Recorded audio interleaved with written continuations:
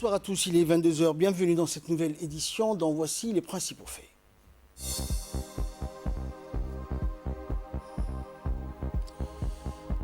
Grand rassemblement donc, c'était hier de la jeunesse djiboutienne pour un appel au président pour qu'il se représente pour un nouveau mandat.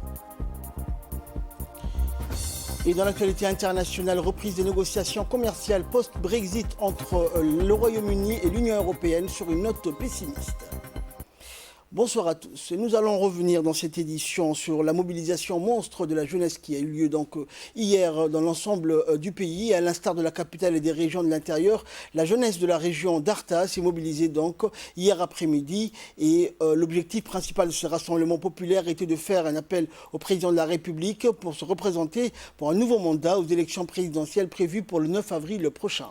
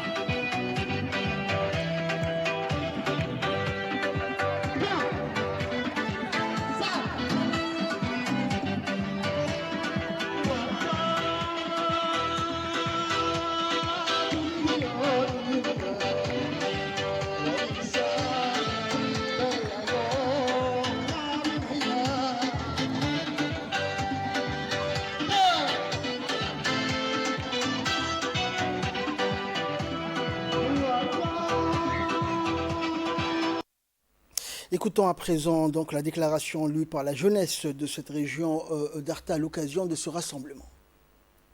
Jeunesse judiciaire, voulons saisir cette opportunité pour lancer un appel au président de la République, M. Ismaël Mahdi. Un appel pour faire ce quinquennat, un mandat tourné vers toute la jeunesse de notre pays, qu'elle venant de Tejora, Obo, Dikil, Ali-Sabir, de Djibouti ou encore à la diaspora. Un appel pour faire ce quinquennat, un mandat tourné prioritairement vers la jeunesse. Une jeunesse engagée et patriote qui a envie d'être actrice aujourd'hui et leader de demain. Nous sommes cette jeunesse issue des régions de l'intérieur et de la capitale. Nous lançons un appel solennel à Monsieur le Président de la République, Monsieur Ismaël Omar Guelleh. Oui, l'avenir du Djibouti passera par sa jeunesse. Et également ambiance similaire dans la région de Dikil, la région de l'Unité, où la jeunesse a organisé également un grand rassemblement pour demander au président de la République de se représenter pour un nouveau mandat présidentiel et achever ainsi le processus de développement du pays. Telle était donc la volonté de la jeunesse dikiloise. Regardez.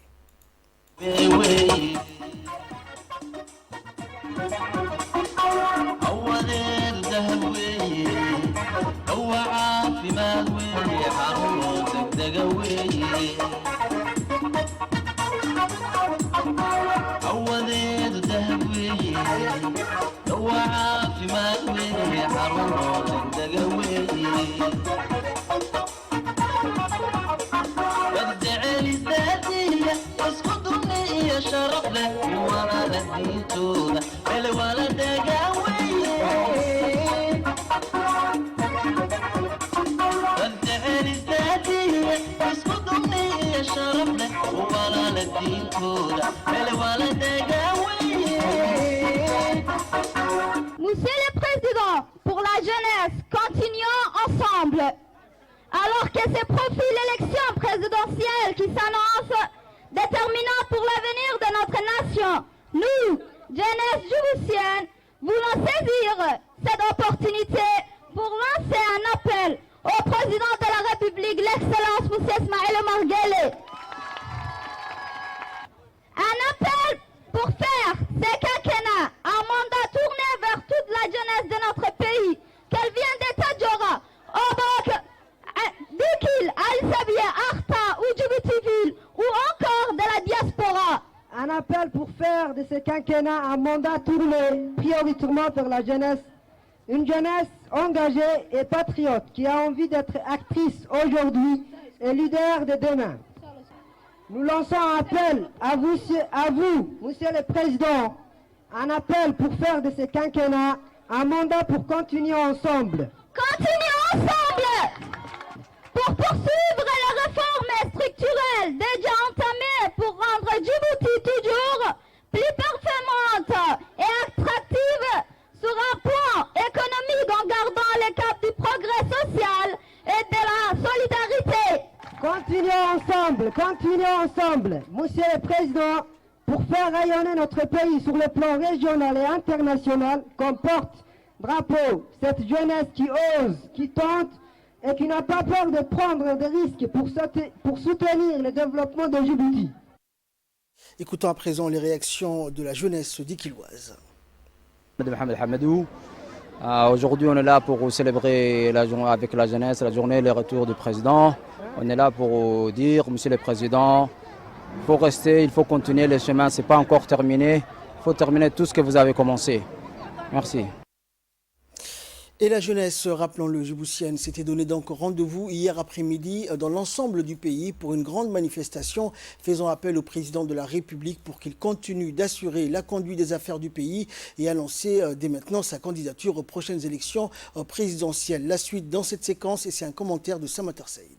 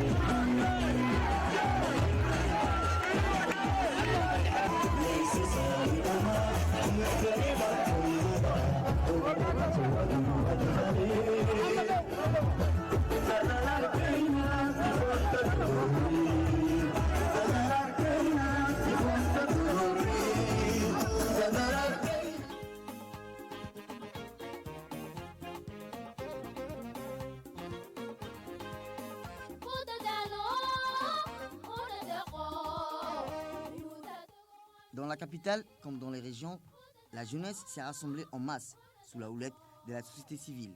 Ce genre de manifestation a débuté depuis 2 mois de façon éparcée au niveau des quartiers et de la capitale. Ainsi donc, la jeunesse s'est unifiée pour faire entendre sa voix. Et c'est dans le rendez-vous ce jeudi 17 décembre 2020 à travers tout le pays. Cette mobilisation a pour objectif de faire pression sur le chef de l'État pour annoncer sa candidature aux prochaines élections présidentielles prévues dans les 3 mois à venir. On sait que le chef de l'État n'a fait aucune annonce jusqu'à maintenant en ce qui concerne sa décision de se représenter. À travers cette manifestation, la jeunesse lance un cri d'alarme à l'endroit du chef de l'État afin que le doute qui plane sur sa candidature soit levé au plus tôt par une annonce de sa part. À travers cette manifestation, la jeunesse, toujours soucieuse de son avenir et surtout portée sur les grands projets du chef de l'État dans le domaine de l'hôtellerie, l'industrie, le tourisme, la logistique portuaire, avec des milliers d'emplois destinés aux jeunes Djiboutiens, appelle le chef de l'État à poursuivre son œuvre de développement national et ainsi donc de mener à terme ces différentes initiatives de développement. Cette manifestation de masse a ainsi mobilisé près de 50 000 jeunes au stade Goulet, auquel il faut ajouter près de 25 000 dans les chefs-lieux des régions. Jamais en effet le stade Goulet n'a connu dans son histoire pareille mobilisation. Les organisateurs ont dû fermer les portes à de nombreux participants faute de place, aussi bien dans les tribunes que sur la pelouse inondée de monde. Une véritable démonstration de force de la jeunesse a réussi à marquer les esprits. Les organisateurs, très fiers à juste titre de leur initiative, ont indiqué qu'ils travaillent depuis près de 4 mois, capitale et région compris, tous leur tissu associatif de la jeunesse du pays pour un meeting le même jour à travers tout le pays. Pour un même slogan, la jeunesse est avec vous, Monsieur le Président, et vous appelle à achever votre œuvre. La jeunesse s'est par la même occasion approprié ce mandat en déclarant qu'il sera celui de la jeunesse. La balle est désormais dans les camps du chef de l'État. Ce grand rassemblement a été également celui des stars de la chanson djiboutienne, avec une ambiance de grand jour, autrement dit la grande convention djiboutienne, avec une ambiance qui a été à la hauteur.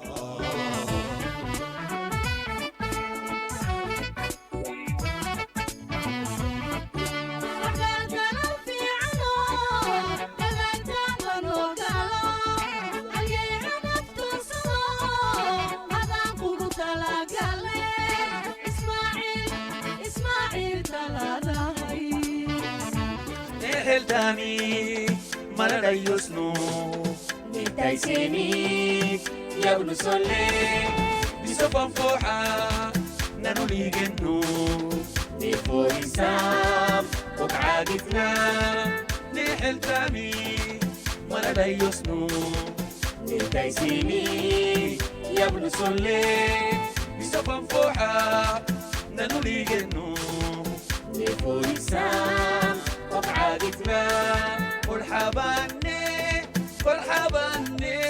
هكذا فيتو نبارو هابا والحباني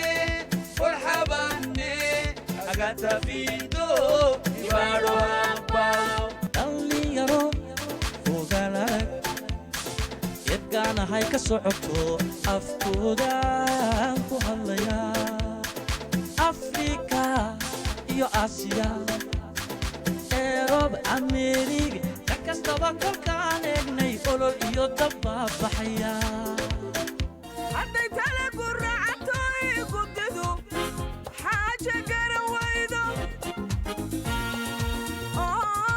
lamada geesood murtida la isku gacasaydo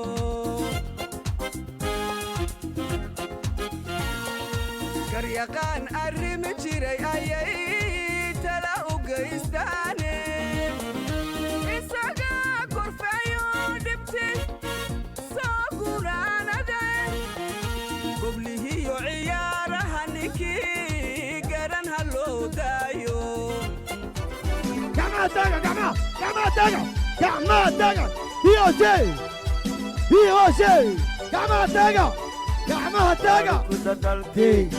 ayunti faidi ugi hille kulsin napau kudintu apota maireda udi hobe waita aturi agita wasirai lufata apota maireda udi hobe waita aturi agita wasirai lufata.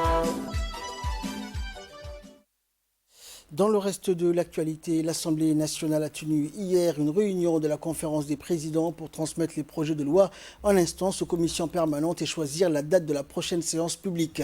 Cette conférence des présidents, conduite conformément aux articles 12 et 21 du règlement intérieur par le président de l'Assemblée nationale, Mohamed Ali Hamad, s'est déroulée avec la participation du Premier ministre Abdelkader Kamel Mohamed, des membres du bureau de l'Assemblée, du président de la commission ainsi que de la rapporteure générale du budget.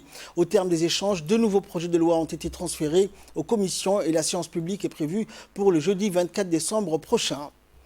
Dans le cadre de la semaine Africa Code Week, la direction informatique du ministère de l'Éducation nationale a organisé un concours intitulé Africa Code Challenge 2020. Cette compétition qui s'est déroulée tout au long du mois de novembre a réuni plus de 20 établissements scolaires de Djibouti à concourir par des réalisations. Le défi consistait à programmer des jeux sur le logiciel Scratch sur le thème « Vaillants et programmeurs et programmeuses ». Code de l'école de demain. À la fin de la compétition, les 5 premières équipes ayant présenté les meilleures réalisations étaient toutes issues de l'école d'excellence. En ce sens, l'école d'excellence a abrité la cérémonie de remise des attestations des meilleurs programmeurs gagnants du concours. La cérémonie a vu la participation du ministre de l'Éducation nationale, de la formation professionnelle, Moustapha Mohamed Mahmoud, du secrétaire général du ministère, du directeur de l'école d'excellence et du conseiller technique du ministre. Et après les présentations des réalisations par les différentes équipes devant la délégation, le ministre a procédé à la remise des attestations. Ce dernier a félicité les champions et s'est dit très réjoui de leur performance et les a encouragés à aller encore de l'avant et de continuer à progresser. Les élèves, quant à eux, ont exprimé leur détermination à réussir et relever les défis pour rendre Djibouti encore meilleur.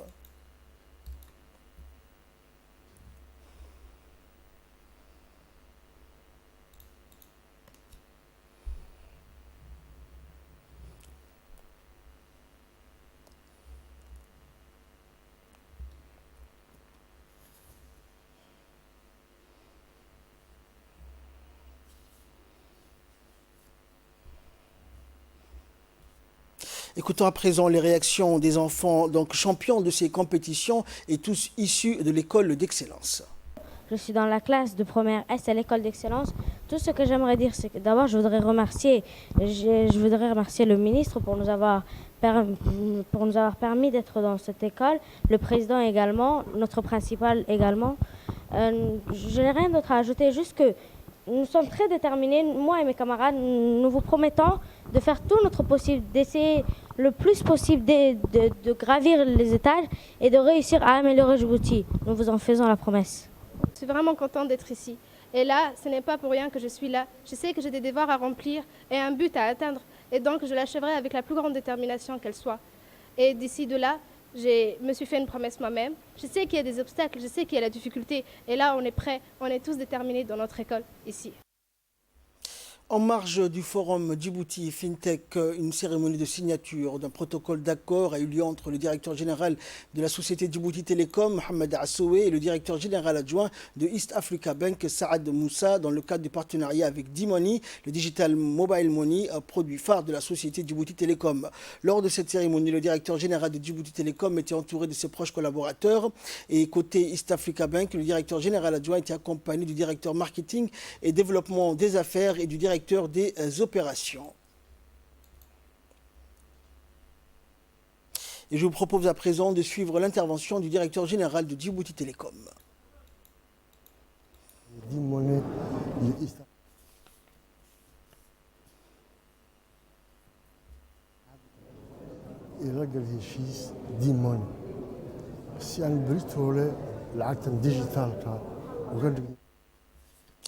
Et enfin, sport pour clore l'actualité nationale. Le 6e match comptant pour les éliminatoires de la Coupe d'Afrique des Nations Cannes 2021 entre les U17 Djibouti et les U17 de la Tanzanie s'est soldé sur un score final d'un but partout. La sélection nationale U17 s'est qualifiée ainsi à la demi-finale du tournoi de la CECAFA 2020 Rwanda, ce qui est une première dans l'histoire du football national. C'est une victoire méritée donc pour les jeunes requins déterminés à concrétiser leurs rêves pour s'adjuger la meilleure place dans ce tournoi CECAFA 2020 Rwanda. Il faut savoir également que cette sélection U17-20 est composée de jeunes joueurs issus du programme Développement Football, des jeunes que la Fédération djiboutienne de football a initié en 2017, des jeunes encadrés par des coachs djiboutiens expérimentés.